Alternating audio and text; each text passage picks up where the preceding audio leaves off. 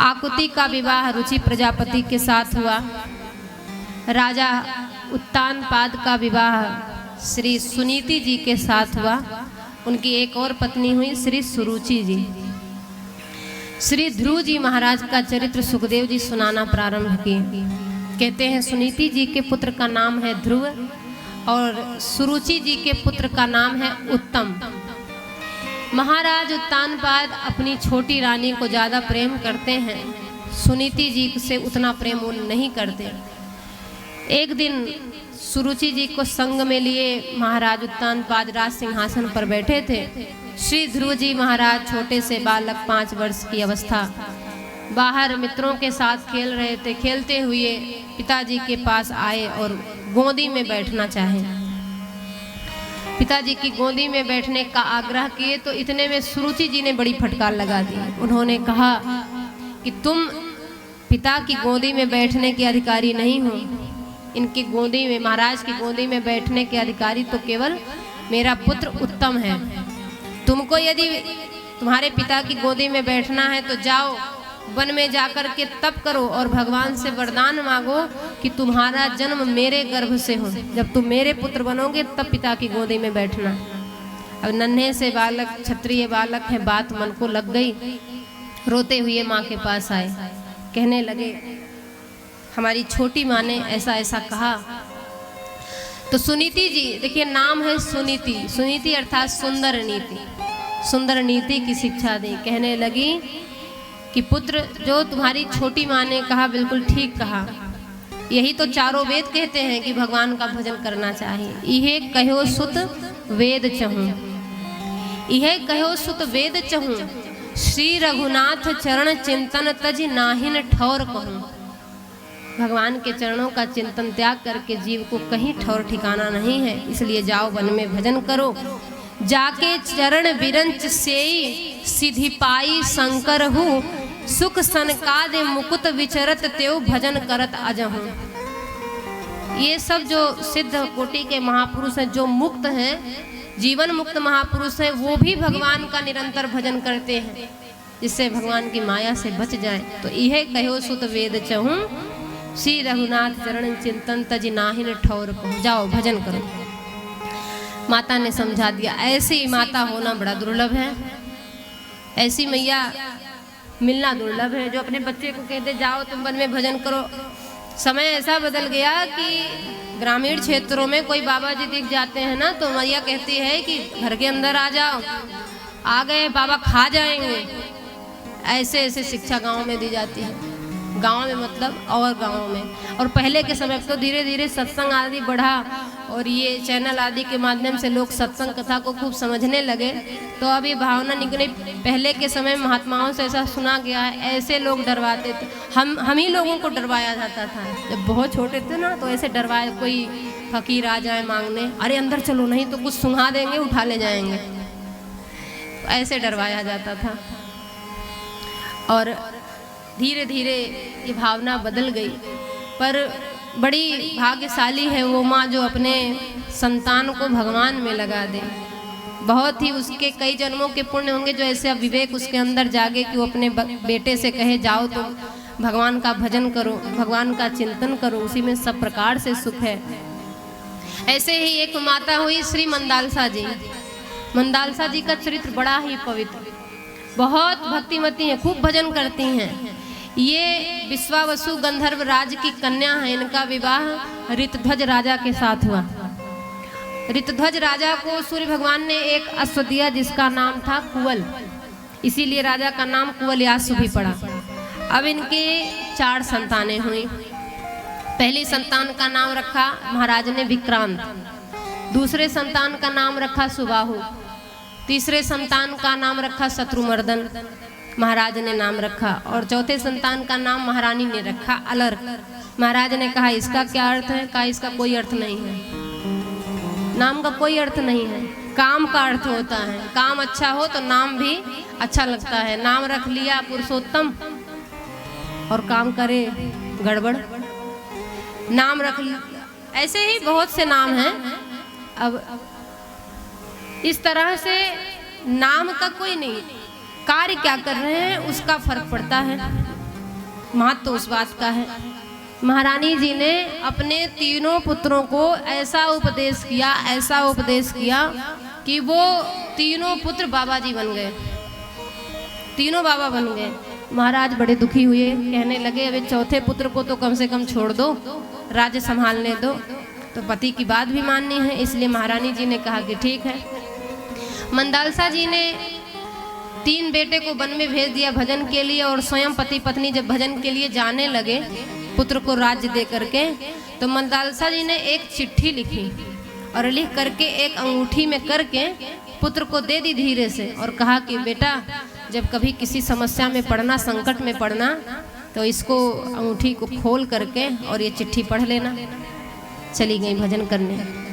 अब अलर्क के अन्य भाइयों ने देखा कि अलर्क तो राज्य का संवर्धन करने में खूब लगा है, भोगों में इतना आसक्त है, ये भजन कब करेगा। तो अलर्क के जो बीच वाले भाई थे सुबाहु, उन्होंने इन पर अनेकों लोगों को एकत्रित करके आक्रमण कर दिया। यद्यपि भजन करने गए थे परंतु फिर भी ऐसा समाज इकट्ठा किए, आक्रमण कर दी। अब तो अलर्क घबराए कि क्या करें। फिर याद आया माँ ने कहा था जब संकट पड़े अंगूठी खोल के देख लेना चिट्ठी में क्या लिखा है। खोला और देखा तो उसमें लिखा था कि पुत्र तुम यदि आसक्त हो राज्य के प्रति तो ये आसक्ति अब संतों से करो। तुम्हारी आसक्ति बहुत बढ़ चुकी है, तुम संतों में आसक्ति करो, और यदि कामनाओं को जीतना है तो तुम मोक्ष पाने की कामना करो। बस इतनी ही बात उन्होंने लिखी थी। अब अलर्क जी उसको बार बार पढ़ते रहे कि आसक्ति करनी है तो राज्य में नहीं संतों में करो, और कामना करना है तो मोक्ष की कामना करो। राज्य का त्याग कर दिया, वे भी राज्य का त्याग कर दिए, दत्तात्रेय जी की शरण ग्रहण किए और खूब सुंदर उपदेश सुन करके भगवान के भजन में लीन हो गए। ये हैं श्री मंदालसा जी। ऐसी माँ भला कहाँ मिलेगी, अपने चारों पुत्रों को बाबा बना दी। ऐसे ही श्री सुनीति जी हैं। सुनीति जी ने अपने बेटे से कहा जाओ वन में भजन करो, वन में ही तुम्हारे पिता तुमको मिलेंगे। ये तो सांसारिक पिता हैं, इनसे क्या मोह करते हो, जाओ। चल पड़े वन की ओर। जा रहे थे, सोच रहे थे कि हमने सत्संग में सुना था कि वो संत जी कह रहे थे कि जब तक गुरु जी ना मिले तब तक भगवान मिलते नहीं। अच्छा, सुनीति जी जब कहीं सत्संग में जाती थी तो बच्चे को साथ ले जाती थी, नहीं तो आज किसी 5 वर्ष के बच्चे से कह दीजिए जाओ वन में भजन करो, लाइट अगर बंद हो बाहर गेट के बाहर तो गेट के बाहर नहीं जाएगा। इतना डर होता अंधेरे से बच्चे को। और सत्संग ऐसा सुन रखे हैं श्री ध्रुव जी महाराज की माँ के एक बार कहने से कि बेटा तुम्हारे पिता वन में मिलेंगे, तुमको जाओ। ये तो सांसारिक पिता हैं, इनका शरीर नश्वर है, ऐसा समझाएं उपदेश की, चल पड़े। इसीलिए कहते हैं सत्संग जब भी सुनने जाएं अपने बच्चों को भी साथ में लेकर के जाएं, उनको सुनाएं, और जो कुछ अपने अंदर ज्ञान है, कुछ भगवत चर्चा, वो बच्चों को सुनाएं रात्रि में सोते समय। तो इससे उनका चरित्र अच्छा बनता है, उनका जो सोच है, उनकी विचारधारा है वो बढ़िया बनती है। श्री ध्रुव जी महाराज चल पड़े, सोच रहे थे कि गुरु जी ना मिले तो भगवान मिलते नहीं। गुरु बिन भवनिधि तरई न कोई, जो बिरंच शंकर सम होई। हमने तो किसी को गुरु बनाया नहीं, गुरु मंत्र लिया नहीं, भगवान कैसे मिलेंगे। ये बात सत्य है, जब तक गुरु मंत्र नहीं लेंगे तब तक भगवान नहीं मिलेंगे। ये बात गांठ बांध लीजिए। तो क्या नाम जब व्यर्थ जाएगा, सत्संग भजन करना व्यर्थ जाएगा? व्यर्थ नहीं जाएगा। आप जो नाम जप करें, जो सत्संग करें, जो भजन करें, इसी से आपको एक अच्छे गुरु की प्राप्ति हो जाएगी। और जब गुरु जी मिल जाएं तो समझ लीजिए अब भगवान ज़्यादा दूर नहीं, अब भगवान जल्दी मिल जाएंगे। ये बात गांठ बांध ली। जब तक गुरु दीक्षा नहीं ले लेंगे, गुरु मंत्र कानों में नहीं पड़ जाएगा, भगवान नहीं मिलेंगे।